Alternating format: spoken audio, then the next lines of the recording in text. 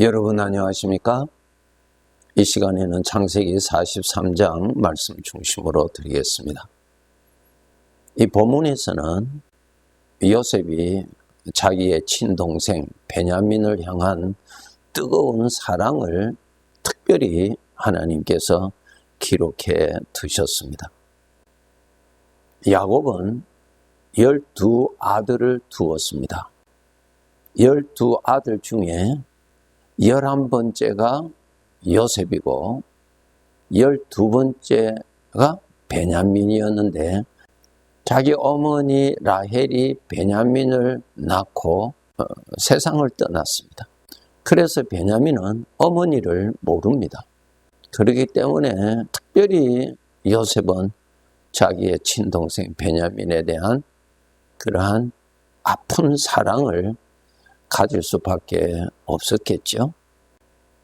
이제 11 형제들이 애굽의 총리인 요셉 앞에 나와서 크게 절을 하고 이제 만나게 되는데 그 자리에 베냐민도 있었습니다. 16절에 보시면 요셉은 베냐민이 그들과 함께 있음을 보았다 그랬습니다. 그렇게 보고 싶어하는 베냐민을 드디어 보게 됩니다. 29절에 보시면 요셉이 눈을 들어 자기 어머니의 아들, 자기 동생 베냐민을 보고 그랬습니다. 30절, 31절에 보시면 요셉이 아우를 사랑하는 마음이 복받쳐 급히 울 곳을 찾아 안방으로 들어가서 울고 얼굴을 씻고 나와서 그 정을 억제하고 음식을 차리라 하며 그랬습니다. 33절, 34절에 보시면은 그들이 요셉 앞에 앉되 그들의 나이에 따라 앉히게 되니 그들이 서로 이상히 여겼더라. 요셉이 자기 음식을 그들에게 주되 베냐민에게는 다른 사람보다 5배나 주매 그들이 마시며 요셉과 함께 즐거워하였더라. 이제 형제들은 지금 애굽의 총리가 요셉인지를 아직 모릅니다. 그런데 총리가 함께 저들을 불러서 한 식탁에서 같이 식사를 하는 것입니다. 상상을 할 수 없는 일이지요. 그런데 더 놀라운 것은 요셉이 그 형제들의 나이 순서대로 첫째 형, 둘째 형, 셋째 형 순서대로 자리를 배정해서 앉게 해줍니다. 그러니까 그 형제들은 더 놀랐죠. 어떻게 이렇게 형제들의 순서대로 자리를 배정하게 해주는지 놀라지요. 그러면서 저들에게 이제 총리가 먹는 그 음식을 형들에게 나눠줍니다. 나눠주는데 그 베냐민에게는 그 형들에게 주는 음식보다 5배나 더 많이 주었다고 그렇게 기록되어 있습니다. 이제 모든 식사를 다 마치고 저들이 다시 되돌아갈 때 창세기 45장 22절에 보면은 또 그들에게 다 각기 옷 한 벌씩 주되 형들에게 옷 한 벌씩 선물로 줍니다. 그런데 베냐민에게는 은 300과 옷 5벌을 주었다. 그렇게 기록되어 있습니다. 이것이 무엇입니까? 요셉이 자기 동생 베냐민에 대한 특별한 사랑을 알 수가 있죠.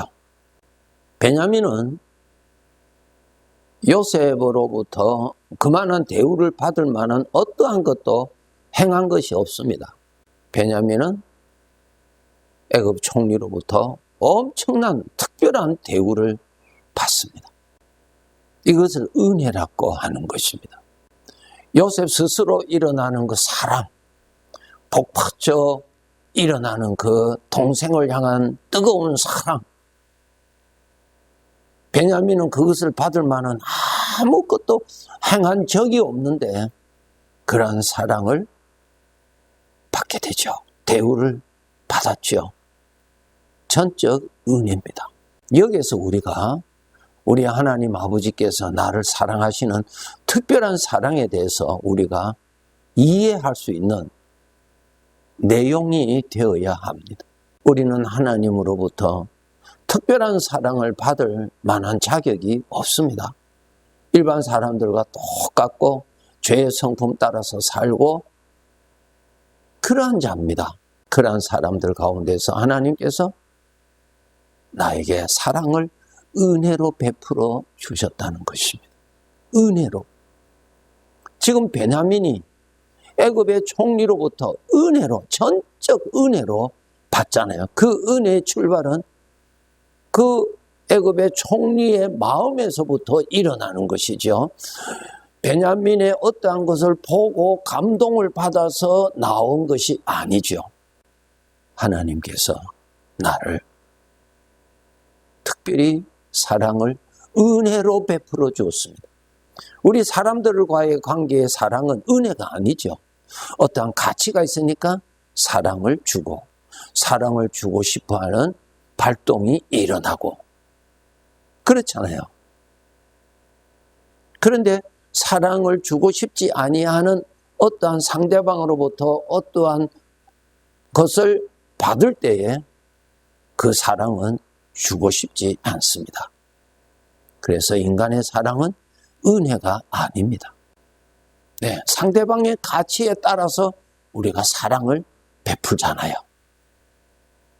그런데 우리 하나님 아버지는 우리가 부름받을 때, 구원받을 때 우리는 하나님을 알지도 못하였고 죄 가운데서 살았고 죄를 사랑하면서 살한 그러한 사람들 중에서 하나님의 사랑을 나에게 은혜로 베풀어 주었습니다. 은혜.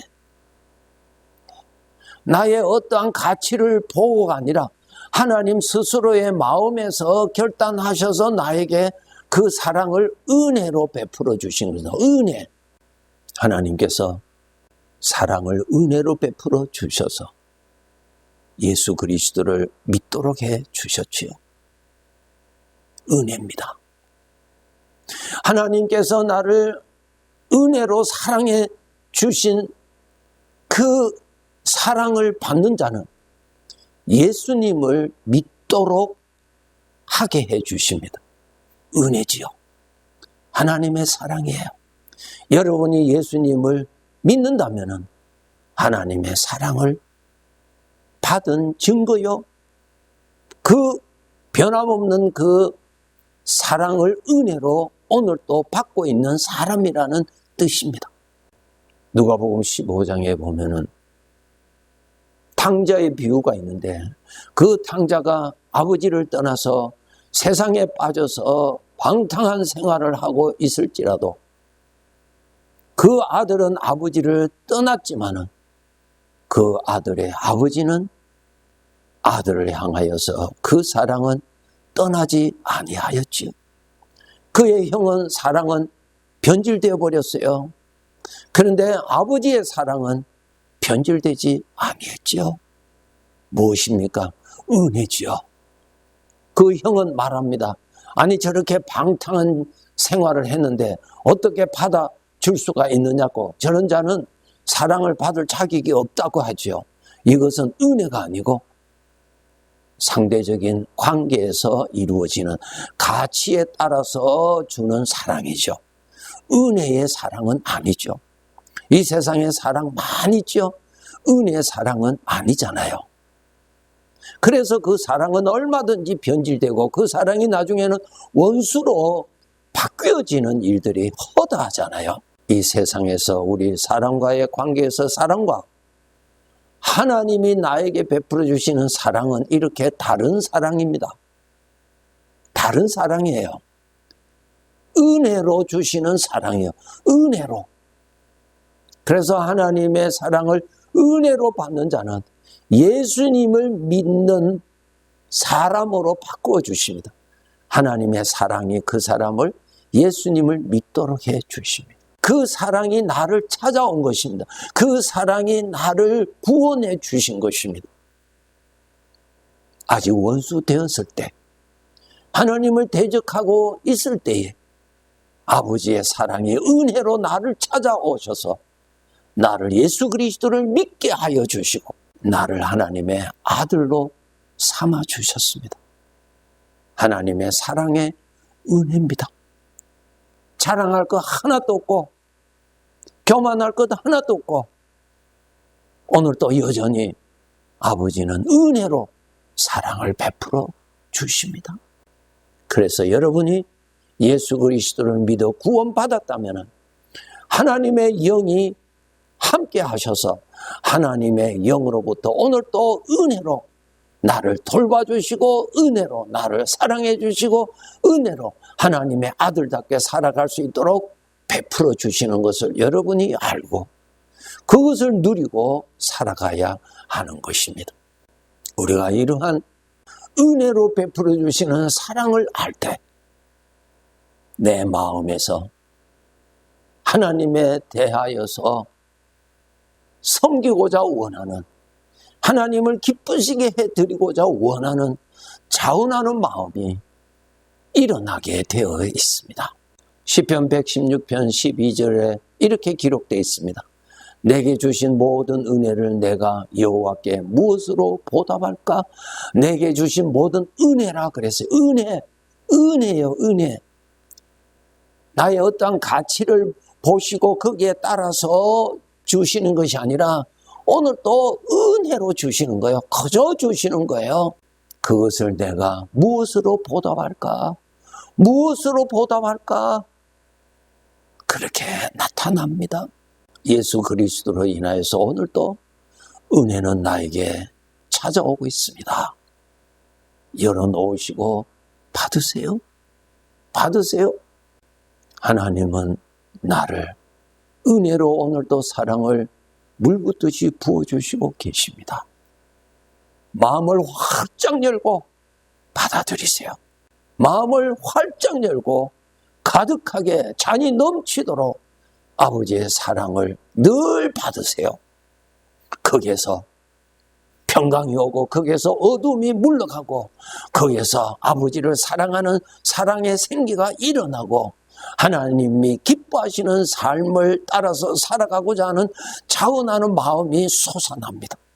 신앙생활을 하면 할수록 하나님의 사랑을 많이 받는 자요, 하나님의 사랑을 받는 자는 행복한 자요, 하나님의 사랑을 받는 자는 이기적인 존재가 아니라 베풀어 주는 자가 되고 하나님의 사랑을 받는 자일수록 하나님 앞에 기쁜 마음으로 자원하도록, 헌신하도록, 순종하도록, 복종하도록 그렇게 만들어 주십니다.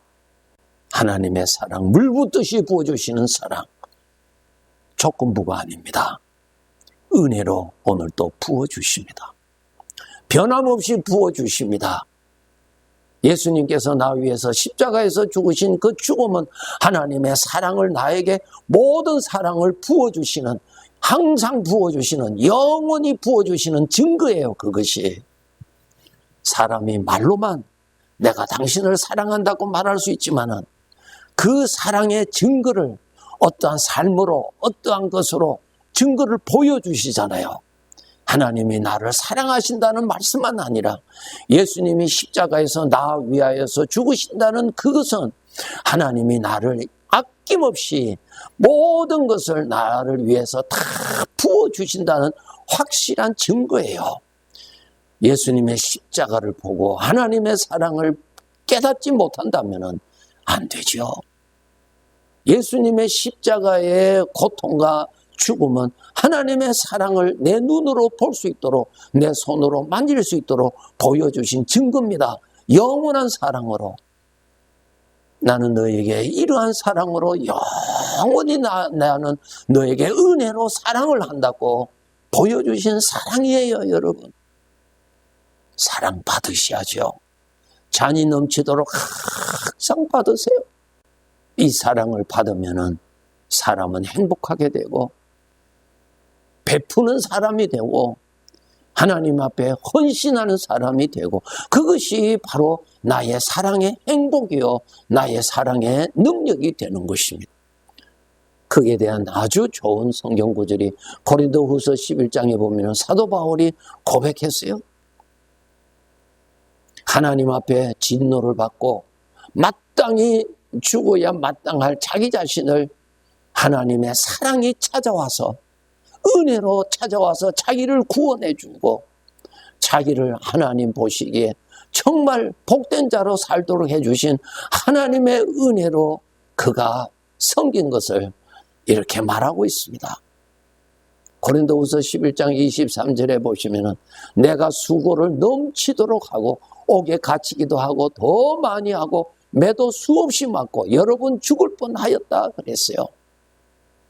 그러한 어려움을 그는 이겼습니다. 왜? 하나님의 사랑으로 그가 행복하였기 때문에, 하나님의 사랑을 받았기 때문에 주님을 위하여서 그렇게 할 수 있었던 능력이었다는 것입니다. 사랑이 가장 큰 능력이죠. 사랑은 베풀 수 있는 능력이 있고요. 참을 수 있는 능력이 있고요. 희생할 수 있는 능력이 있고요. 자기를 기꺼이 죽을 수 있는 능력이 사랑에서 주어집니다. 사도 바울은 이러한 사랑, 하나님의 사랑을 받았더니 사도 바울에게는 주님을 향하여서 보답하고자 하는 자원하는 능력이 일어났던 것입니다. 은혜로 오늘도 내일도 물붓듯이 부어주시는 사랑이심을 알고 늘 받아들여서 여러분의 심령이 사랑의 옥토가 되고 기름진 윤택한 심령이 되어서 하나님의 사랑이 가득하게 적셔져 있는, 담아져 있는, 그리고 나누어주는 그러한 복된 하나님의 사람으로 복된 삶을 그렇게 살아가야 할 것입니다. 네, 감사합니다.